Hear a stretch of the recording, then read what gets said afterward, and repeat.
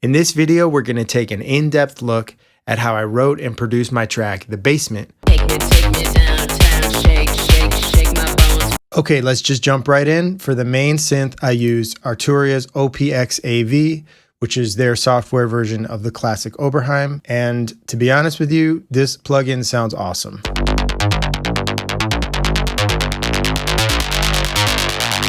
Let's hear it without anything on it. Sounds like this. It is a really rich, full sound. I'm sure the Oberheim probably sounds better, but I don't have the Oberheim, and so I'm really glad I have this. The first thing I'll do on a synth like this, on a track like this, is I'll roll off some of the lows and add some highs to really pull out that bite. The next thing I'll add is more extreme EQ.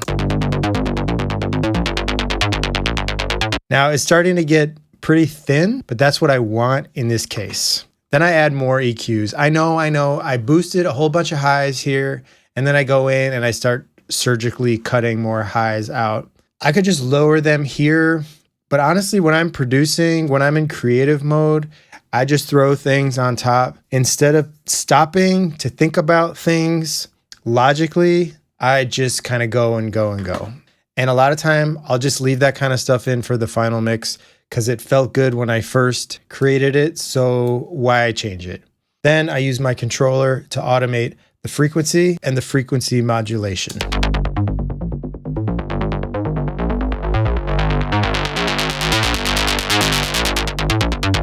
Other than the vocal, the synth is kind of the star of this track, so I want to talk a little bit about the sequence.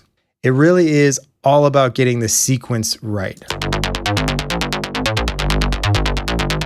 So I will jam out for a while, hitting the keyboard, hoping for a good sequence. A lot of it is accidental. So I might record 30 seconds or a minute of me doing something that sounds like that, and I'll pick this little one and maybe I'll loop it and go in and tweak it here and there.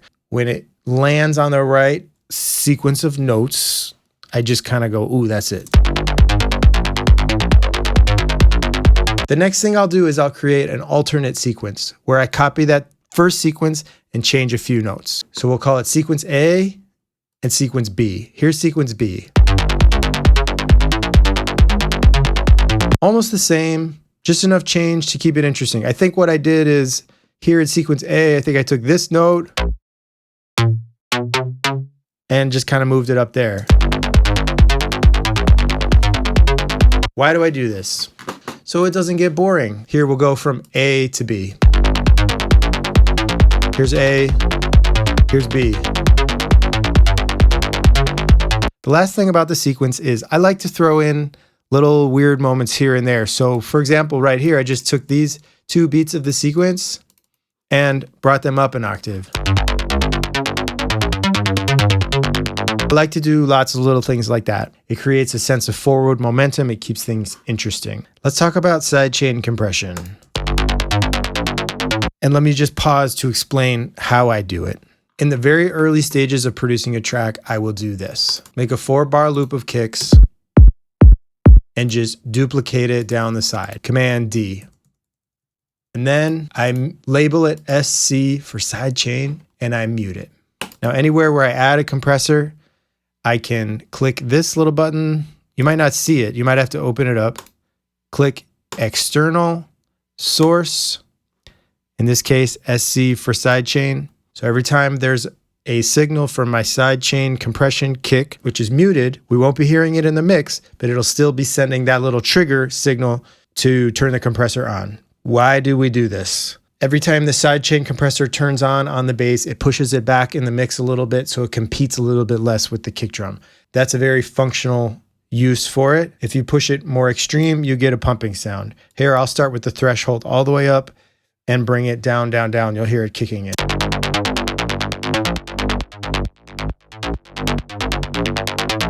In this case, on this synth, I'm using it for both stated reasons. I want to push back the synth a little bit every time the kick comes in to create a little bit more room in the mix for the kick, but I also want my synth to have that pumping feeling. Not too much, but you know, it's really about taste. Let's talk about the vocals. Take me downtown, shake, shake, shake my bones. That is me. I wrote those lyrics and I recorded the vocal, and then I transformed my voice using an AI voice transformation tool to sound like a woman. And then I brought it back in and I still put a bunch of stuff on it and I chopped it up a bunch. Let's talk about the elephant in the room real quick. I use AI as a creative tool in a very limited way, and I don't use it to create art and say that I created it, because I'm not an idiot and because I'm not an asshole. And I think that pretty much covers it. Okay, let's listen to the vocal with nothing on it. Take me downtown, shake, shake, shake my bones off me in the bass, bass, bass, bass, bass, baby. And then let's go through one by one. First, I add some EQ. Take me downtown, shake, shake, shake my bones. Some compression. Take me downtown, Just to control some of the louder volumes. And then amp. shake, shake, shake my bones. And then flanger to give it that little bit of motion and swirling feeling. Then some more EQ. Take me downtown, shake, shake, shake my bones. Again, this is where I'm carving out some of the harsh highs, especially that this guy is creating. Really, you got to be careful with amp. It creates a lot of harsh tones. Put my limiter on it to draw it together, then some saturator and some more EQ. There isn't a ton of method to that madness. Again, I was just throwing things on, and when I hit the sweet spot, I kind of left it. Now, let's talk about beat repeat. It basically repeats certain beats. You tell it how often and for how long and at what duration do you create a stutter effect. What I did here is I just turned it on and off in different spots. Take 'em back to school, they drool. And then I do the same thing with this delay effect. I turn it on and off as the track is going to create moments.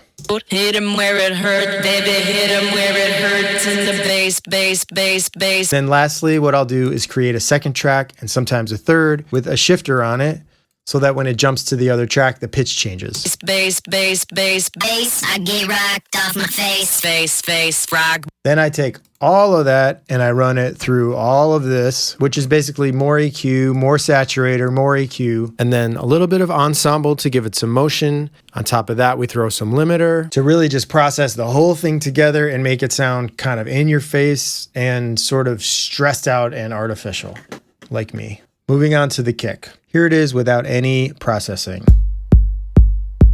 It's basically one of a billion variations of an 808 kick. And then I'll just start scooping out unhelpful frequencies. There's a lot of low and upper mids. Obviously, I'm doing a big high-end bump there. I don't do high-end bumps anymore. High frequency bumps and a big cut in the mids.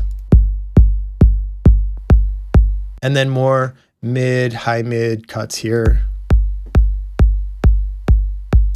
And what I'm doing is creating space in the mix. In this case, this is not like a techno track. I do not need it to be like super hard hitting.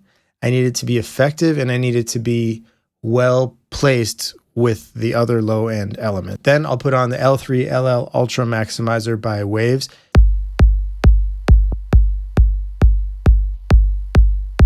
Not a lot, just enough to kind of pull it forward. And this particular limiter does add some color, which I like. It adds some low end punch, which I like. Then Ableton Drum Bus. This is one of those plugins that I just put on the way it is. And then I'll like mess with the settings a little bit just to say that I mess with the settings, but it's just one of those that's like so well designed for what I do that a lot of times I just put it on a kick and I'm done. I just put it on a hi-hat and I'm done.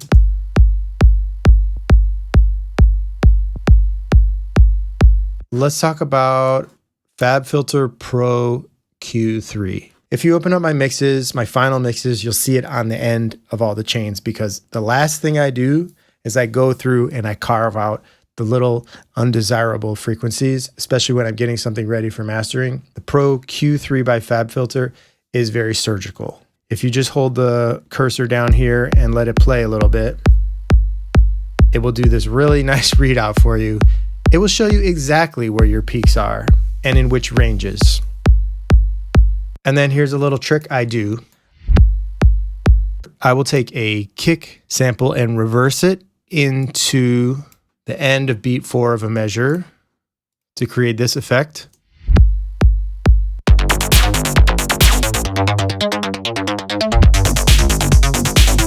It creates this whoop. It's this anticipation into the drop of the kick. Okay, now let's talk about drums. Here's my first snare. It's like a Joe Mox sample, and all I really needed to do was cut some of the highs, because without it, those highs really start to add up. The second snare came from right here. And I'm not going to teach you how I made that white noise snare sound, because I already did it. And if you want to learn about it, go check out that video. But you basically are using the white noise oscillator and a lot of resonance, and then kind of find the sweet spot with the frequency and the envelope to create. Yeah, there, I explained it to you. And when I add those two snares together, it sounds like this. It's very electro Kraftwerk inspired. Hi-hats. I have ultimately 4 layers of hi-hats. I start in the beginning of the arrangement with hi-hat 1. The pattern sounds like this. In context. And then we add a secondary pattern, which plays off the first one like this. In context. And then we have a third hi-hat like this. And together they sound like this. In context.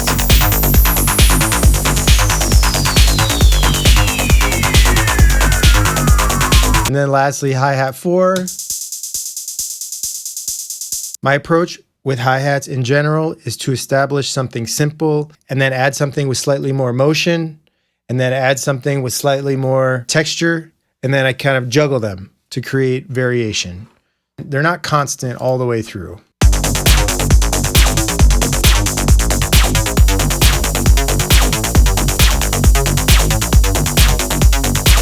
Then I will group all those hi-hats together onto one track so that I can put EQ and things like that on it together as a group. Here's the group with nothing on it. And then here's what I added. As you can see here and here, I'm cutting some of those harsh high frequencies. And drum bus, again. I don't know, it's just good. And then here at the end, I put on a de-esser. What is a de-esser? Well, it takes away the S's. It's something that's really useful to use on vocals that have a lot of sibilance. In this case, I'm using it to sort of locate and tamp down on some of those harsh frequencies. I don't use de-esser a lot, but when I do, it's Dos Equis. Stupid. Then to keep things interesting, I add a lot of random percussion sounds. Sound like little lasers. And this sort of disco tom sound. It's tom, tom, tom from Arturia's Modular V, which is obviously Arturia's software version of this first space shuttle that went to the moon. And then somewhere else in the arrangement, I'll have like patterns of claps that come in for a little bit here and there.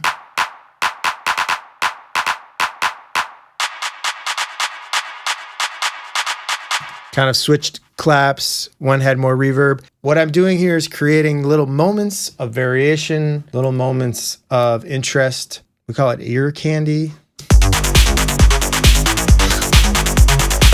Then we'll talk about bass number 2. It's like a low, short, punchy bass sound. Because our first synth pattern is very busy. And so bass number 2 works against it by being simple, more sparse. And what is it? It is Serum 2. Shout out to my man Butcher Boy, who is trying to teach me Serum 2, and I'm getting there. It's a very powerful synth. It has lots of cool green lines. I must have like synth specific ADHD. I just forget everything. That's what tutorials are for. Let's listen to the kick and the bass in the synth alone.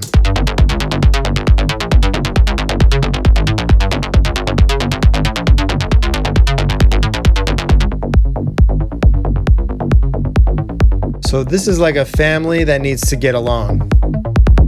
If this family is not getting along, your track is gonna feel crowded. Balancing these aspects of your track, it just takes time to learn and also just a lot of experimentation. Take me downtown, shake, shake, shake my bones off me in the bass, baby basement. You can't go lower than the dime. Bottom floor, rock, bottom bass. Bitch, taking back to school, shake, drool. The rest is just trade secrets and black magic that I'm not allowed to share with you. I hope you enjoyed this little insight into my process. If you have any other questions about the track or something that you're hearing that you want to know more about, please reach out and let me know.